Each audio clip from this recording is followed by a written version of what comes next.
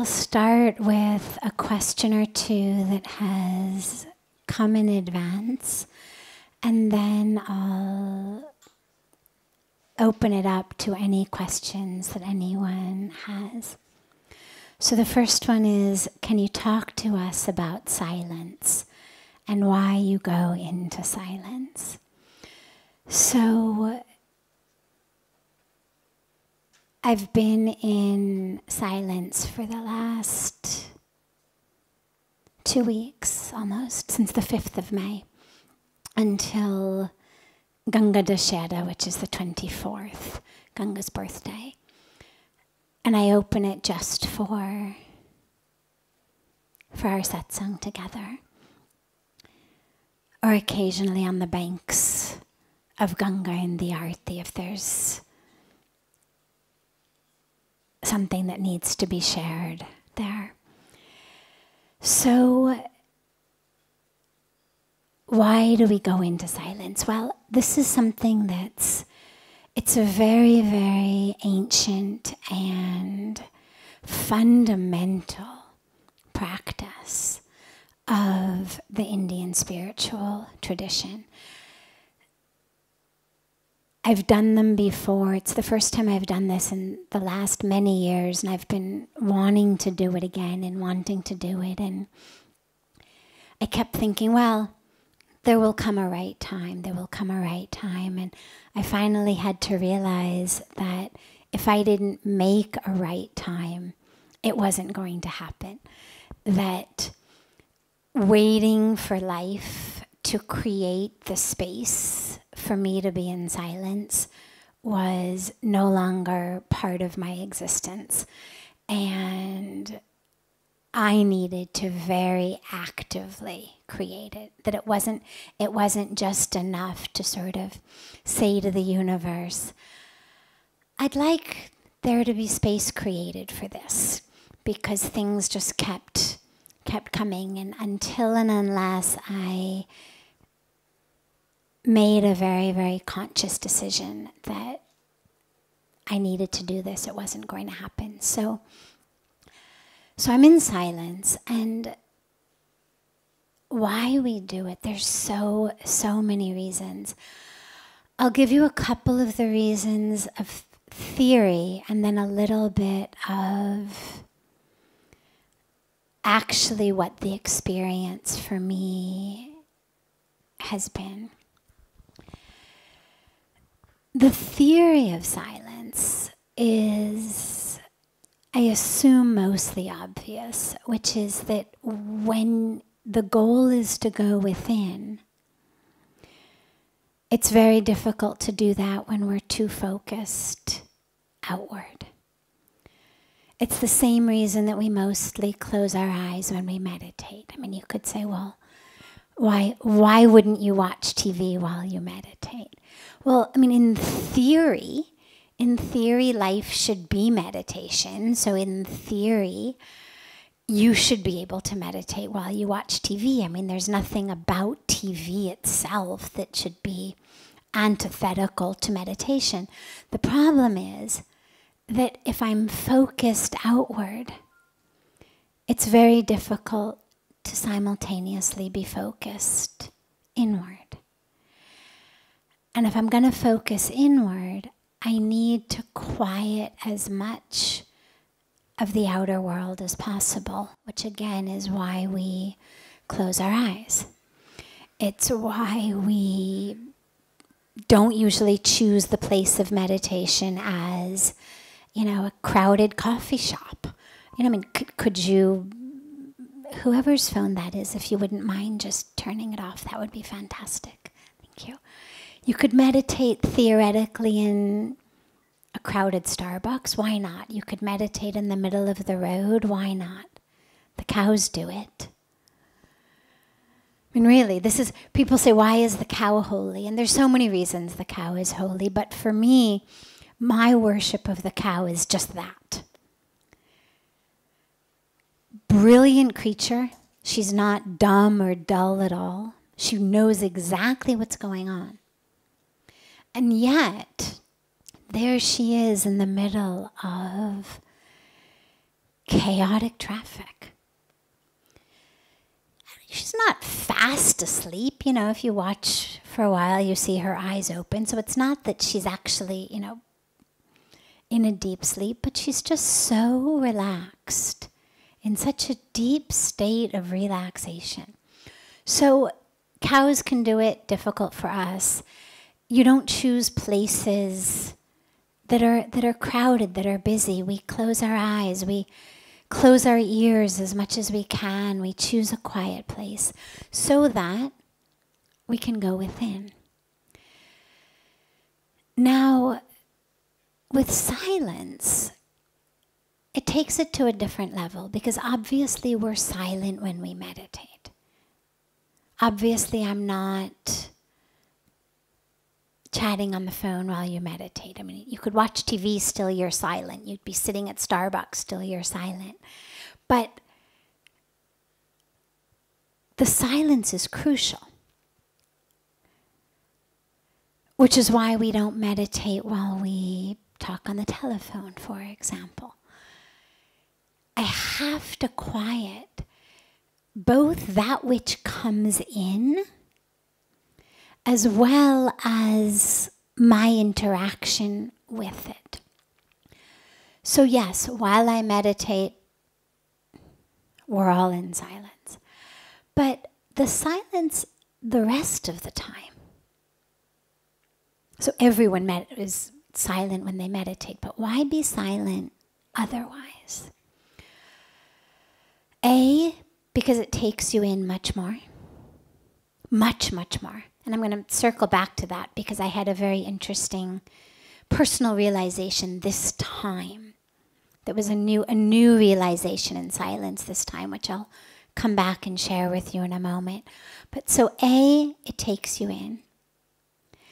B, it allows you to do, as Puja Swamiji explains, to grab the space between a thought and an action or a reaction. Normally, something happens, we react instantaneously. Somebody hits me, I hit them back. They insult me, I insult them back. It's just we're like stimulus response in our lives. And what we very rarely realize is there actually is a space between having a thought of how dare you, or having a thought of, oh my God, that was so rude, and actually reacting to it. I do have a space. I do have an option. But we forget that because it's so instantaneous. It's so quick. I'm hungry, I eat. I want a drink, I drink. I'm greedy, I grab. I'm lustful, I grab in a different way. Whatever the thought that comes to me, whatever the instinct, whatever the stimulus, I react. And in silence, when you can't react, it teaches you how to grab that space. And that stays with you, of course, the rest of the time, because suddenly you're in touch with an awareness that this space even exists. Another thing that silence does is it allows you to hear an inner voice, because silence isn't just, I don't speak.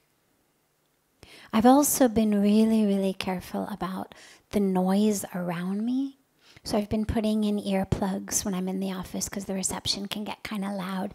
And I've noticed as I go into silence, the sounds around me are even more pronounced.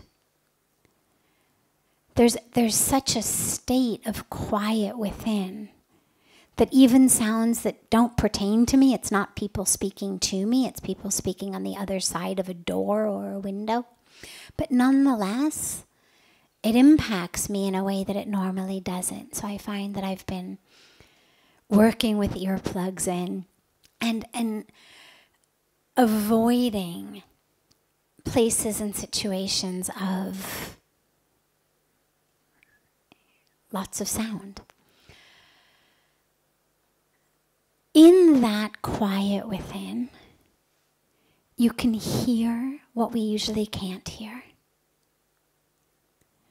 And that's one of the other main fundamental points of it, is in order to hear that divine voice within,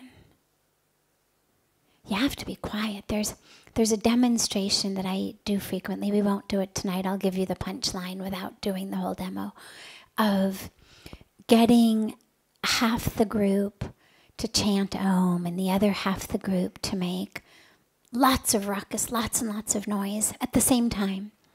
And then you make the people who are making a lot of noise suddenly become quiet. And of course you can hear the chanting of Om, which had been going on the entire time. It's just when the ruckus makers were doing their thing, you couldn't hear it. And it's a beautiful demo, and that's why I do it so frequently, is to help us realize that sound of Om is there. It's there all the time, but we don't realize it because there's so much noise. And so the practice of silence quiets that ruckus in our own mind. Because you can go to the quietest place on earth, but the mind is still making the noise. The loudest spot is actually your own mind. And so what the practice of silence does is it brings quiet into our own minds so that we can hear. The other last piece of this on a personal level that I've experienced this time, in addition to all of the other parts that I knew I would experience, I had a new realization this time, which is part of my habit, I guess you could say, habit of moving through the world, habit of relating in the world, is thinking about and commenting on things in the world around me.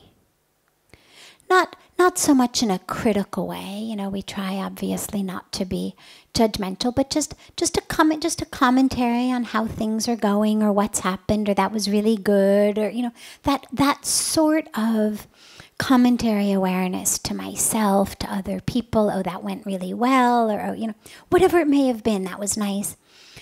And what I've realized or even something that was funny that happened, or some experience happened during the day that, you know, I'm in a habit of sharing. You say, oh God, you know, yeah, this happened to me earlier today. I did this, or this happened. And in silence, of course, you can't share that. And none of it is ever important enough that it's really worth like the 20 minutes it would take you to type up the story in an email. So when you know that you can't share it, what I've realized is it stops coming to my mind. That my mind, and I've just learned this now, has a habit, you know, whether you call it a sanskara, whether you call it a neuronal pattern, you know, we talk about both of those a lot in here. And I've realized one of mine that I hadn't been quite so aware of is just the way that it notices and responds to the world around me. And how when I can't share that, because part of the habit is, oh, you know, you share it with someone else. This happened, or that was nice, or this one did this nice thing, or whatever it may be. But when you can't share it, what has happened to me over these weeks is my mind has stopped even noticing those things. Because I know, well, 3 weeks down the line, it's really not going to be interesting or important enough to share with someone 3 weeks later. Yeah, you remember that? Well, that was... And so, since my mind now knows, In the beginning, the first couple of days, they would still come to my mind. And then I'd realize, oh wait, I can't call someone or tell someone this. And as I've gotten in the habit of being in silence, my mind has stopped even having that habit. Because since it's certainly not going to be what I carry with me out of silence, it's certainly not going to be what I'm sharing with people weeks later. And since there's no way to share it now, and no, I'm not going to spend 20 minutes typing it into an email, the mind doesn't even notice it, and it just lets it go in the moment. And so it's become also such a beautifully freeing experience of creating even more space than I had been aware of. Creating space in places that I hadn't even realized were occupying space in my mind. So that's been another gift of the silence. And these are the sorts of things that happen as you delve into spiritual practice of any sort of restraint, any sort of sadhana. Whether it's a specific type of fasting. Typically in the West we think of fasting as you literally don't eat anything.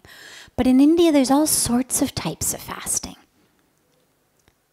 People will fast in different ways, different days of the week, maybe just milk and fruit. Maybe they'll eat normally but just no salt, or maybe no grains. Or there's all types of different what we would call diets in the West, but here are actually considered fasts because they're not about weight loss. It's not about cutting carbs or fat or anything like that. It's about a spiritual practice. Here's how I'm used to eating. I'm going to change that. Here's my habitual way of doing food. I'm going to change that. Here's how I'm used to sleeping. Well, I'm going to change that. I'm going to get up really early every day for a while. Whatever it may be, whatever the specific sadhana may be, and typically they tend to center around food, sleep, sex, the sorts of things that are part of most people's lives, out of which people tend to get enjoyment, saying, no, okay. For this period of time or in this place, I'm going to abstain from these things, or I'm going to experience them in a different way, even married couples. And the point behind all of these things is that we learn a lot about our own habits only when you're able to take a step back. Talk to anyone who does work with addictions. What you realize is the only way to usually get people aware of the fact that they're addicted to something is when they try to stop doing it. Very few people in the beginning say, oh yeah, I have a problem with alcohol, or I have a problem with drugs, or I have a problem with cigarettes. Most people will say, oh, I enjoy it. I can stop anytime. And it's only once they say, okay, I'm stopping, or you say, okay, show me, and they can't, that then does the awareness come in, oh wait, this is actually a problem. And so as we step out of things that are habitual, even if you're going to go back to it, I'll go back to speaking, of course.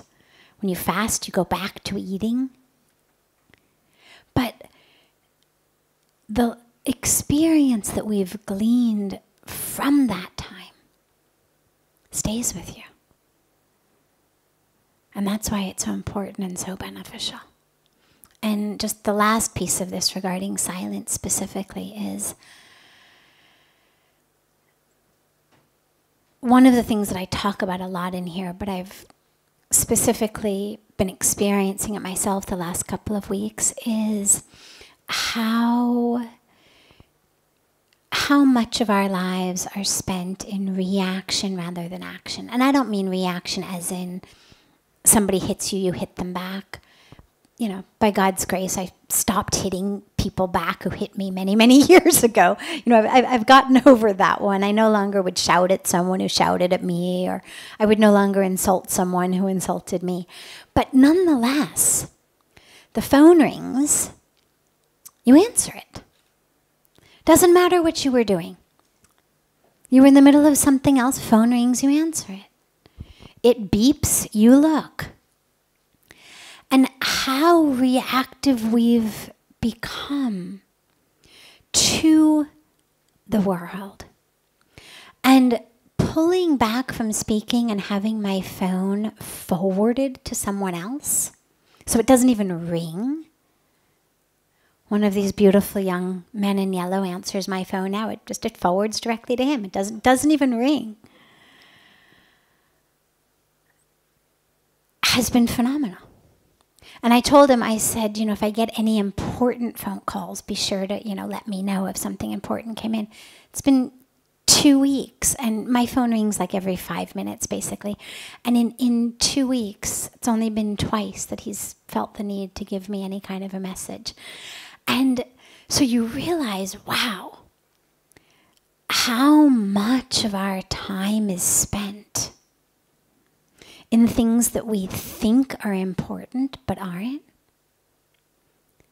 If someone else can take care of 99.9% of my phone calls, and even those 2 he could take care of, he just wanted to let me know about them. If someone else can do that, how critical is it really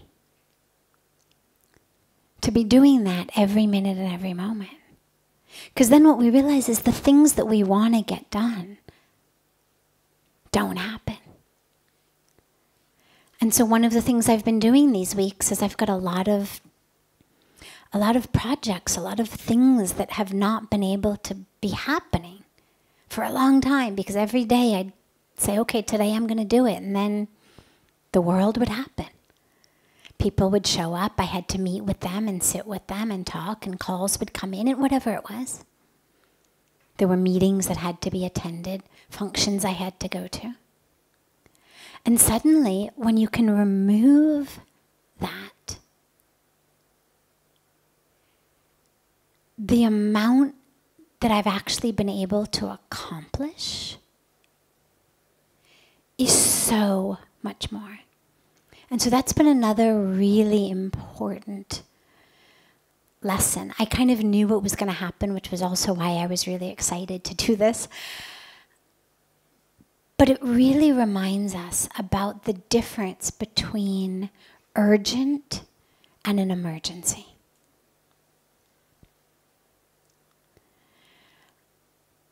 An emergency is you have to respond to it. Whatever you were doing, doesn't matter. This is an emergency. We drop everything, we respond. But urgent isn't. Until and unless it's an emergency, how can we live in a world where just because something bings and peeps and rings doesn't mean it's urgent? But that's how I know at least my life was becoming, was whatever was on the top of my inbox, whatever was the most recent message or recent phone call, whoever had gotten me most recently, was the one most sure to get my attention. I'd be in the middle of something, then you'd get a call, oh, okay, yeah, I'll do that.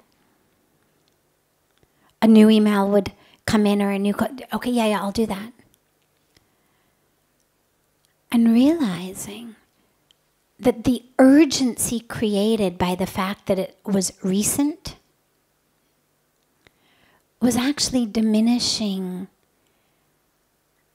how much I was able to get done. And so that's been another more practical than spiritual benefit of it. But when our lives are spent in service, when our spiritual practice is service, it's important to be able to be efficient at that as well, and to be able to really serve. And there's only so many hours in a day, so that's been another beautiful piece of it.